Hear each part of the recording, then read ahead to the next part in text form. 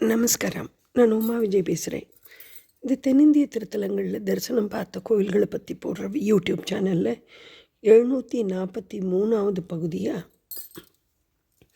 இன்றைக்கி போய் தரிசனம் பார்த்த கோவில்களில் ஸ்ரீவைகுண்டம் அப்படிங்கிற ஊரில், இது தூத்துக்குடி மாவட்டம், திருநெல்வேலியிலேருந்து தூத்துக்குடி போகிற வழியில் இருக்கக்கூடிய இடம்.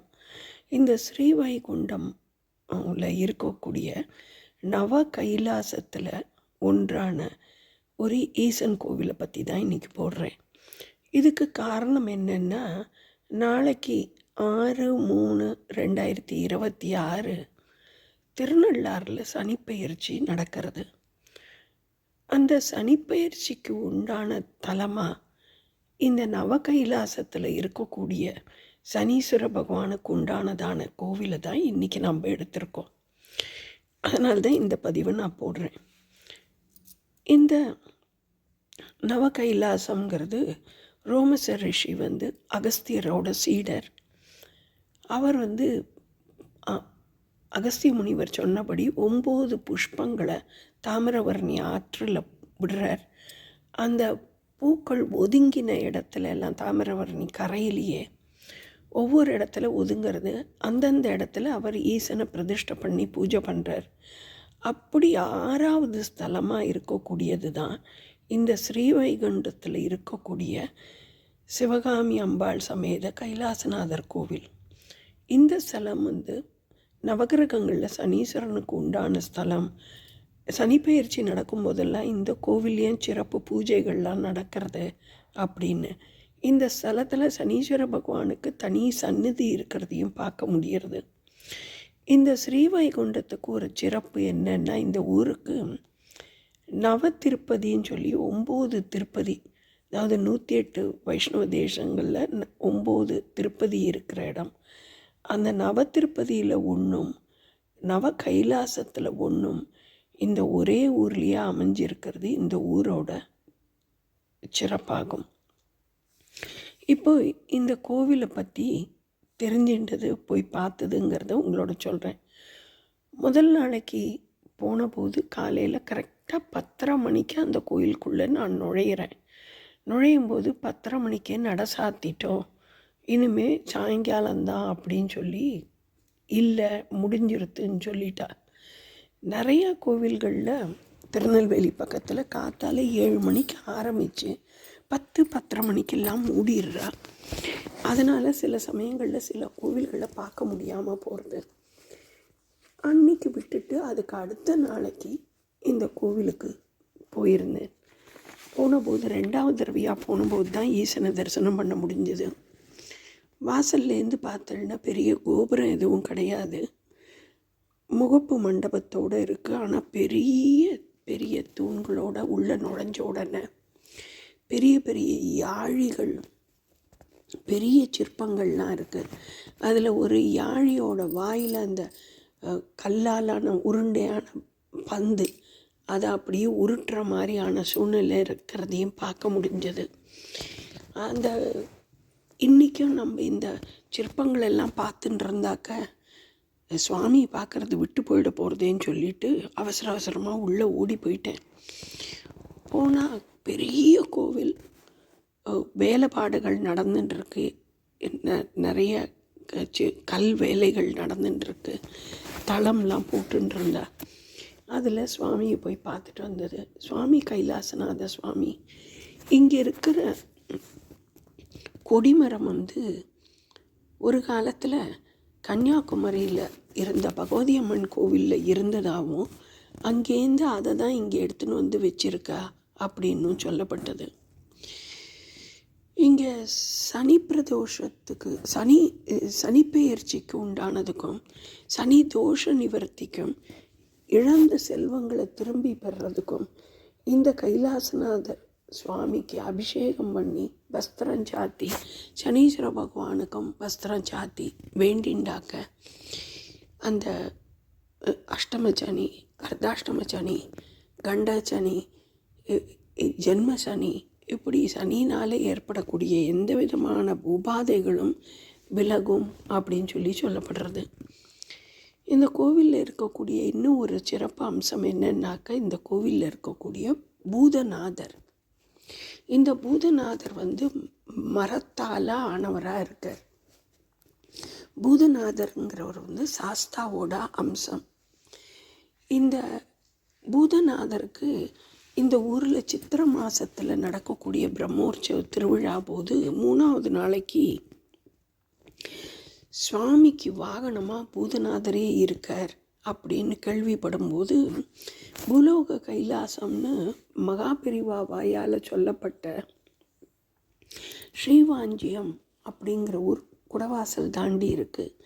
அந்த குடவாசலில் யமதர்ம ராஜாவே ஈசனுக்கு வாஞ்சிநாதருக்கு வாகனமாக இருப்பார். அதுதான் ஞாபகம் வந்தது இங்கே இந்த பூதநாதர் மரத்தாலான பூதநாதரை பார்த்தபோது.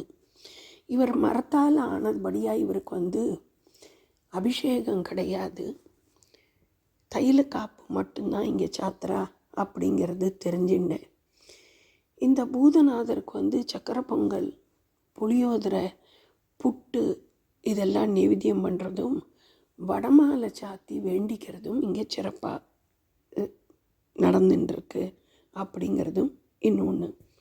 அதே மாதிரி இந்த கோவிலில் இருக்கக்கூடிய நடராஜர், இந்த நடராஜர் நம்மளோட உத்தரகோச மங்கையில் இருக்கிற மாதிரி எல்லா நாளுமே வருஷம் முழுக்கவே உத்தரகோச மங்கையிலையாவது ஆருத்ரா அன்னைக்கு, அதாவது மார்கழி மாத திருவாதிரை நட்சத்திரத்து அன்னைக்கு சந்தன காப்பு களையப்படும். ஆனால் இந்த கோவிலில் இருக்கிற நடராஜருக்கு எல்லா நாளுமே வருஷத்தில் 365 நாளும் சந்தன காப்பு அலங்காரத்தோடு தான் இருந்துருப்பார். அதனால் இவருக்கு சந்தன சபாபதி அப்படின்னு பேர் இருக்குது அப்படின்னும் தெரிஞ்சுங்க. இங்கே சிவன் சன்னதிக்கு ஏற்ற மாதிரி இருக்கக்கூடிய நந்தி பகவானை சுற்றி வர நிறைய விளக்குகள் இருந்தது. கிட்டத்தட்ட 108 விளக்குன்னு நினைக்கிறேன் நான். இந்த 108 விளக்குக்கும் எண்ணெய் விட்டு தீபம் ஏற்றினாக்க குடும்பத்தில் இருக்கக்கூடிய சகல விதமான தோஷங்களும் போயிடும் அப்படிங்கிறது ஐதீகமாக இருக்குது. நிறைய சிலைகள் இருக்கக்கூடிய கோவிலாக இருக்குது.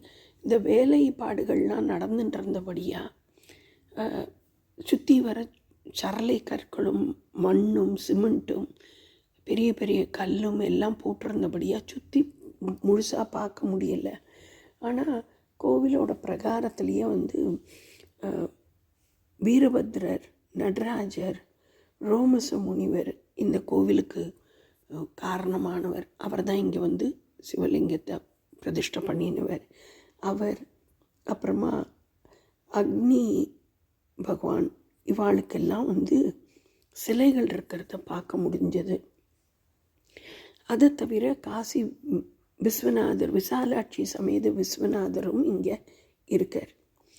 இந்த ஸ்தலத்துக்கு இன்னும் ஒரு பெருமை நவ கைலாசம் நவ திருப்பதி இருக்கிறதோடு சேர்த்து இந்த ஊரில் தான் குமரகுருபரர் அப்படிங்கிறவர் பிறந்தார். இந்த குமரகுருபரருங்கிறவர் 1625 இந்த ஸ்தலத்தில் பிறந்திருக்கார். அவருக்கு 5 வயசு வரைக்கும் பேச்சு இல்லாமல் இருந்ததாம். பேச்சின் திறமை இல்லாமல் இருந்தவர் திருச்செந்தூருக்கு போயிட்டு திருச்செந்தூரில் கந்தர் கலிவெண்பா அப்படின்னு 5 வயசில் முருகனை பற்றி பாடியிருக்கார். இவர் எழுதினது முத்துக்குமார சுவாமி பிள்ளைத்தமிழ், மீனாட்சி அம்மை பிள்ளைத்தமிழ், சகலகலாவல்லி மாலை அப்படின்னு நிறைய எழுதியிருக்கார். அதுக்கப்புறம் அவர் வாரணாசியில் காசியில் போய் முக்தி அடைஞ்சிருக்கார். இவர் தர்மபுரம் ஆதீனத்தை சேர்ந்தவராக இருந்திருக்காருங்கிறதும் இன்னொரு கூடுதல் தகவல். இந்த ஸ்ரீவைகுண்டத்தில் தான் இந்த குமரகுருபரர் பிறந்திருக்கார். இங்கே சித்திரை மாதத்துலேயும் ஐப்பசி மாதத்துலேயும் 10 நாட்கள் பிரம்மோற்சவம் சிறப்பாக நடக்கிறதான். ஐப்பசியில் சுவாமி அம்பாளுக்கு திருக்கல்யாண உற்சவமும், அதுக்கப்புறமா கந்த சஷ்டி திருவிழாவும், மாசி மாதத்தில் வரக்கூடிய சிவராத்திரி, மகா சிவராத்திரி சிறப்பாக இங்கே நடக்கிறது அப்படிங்கிறதும் தெரிஞ்சிட்ட விஷயம். இந்த கோயிலுக்கு போகணுங்கிறவா காலையிலேயே போயிடுங்க. 7லேருந்து 10:30 வரைக்கும் தான் கோவில் திறந்துருக்கு.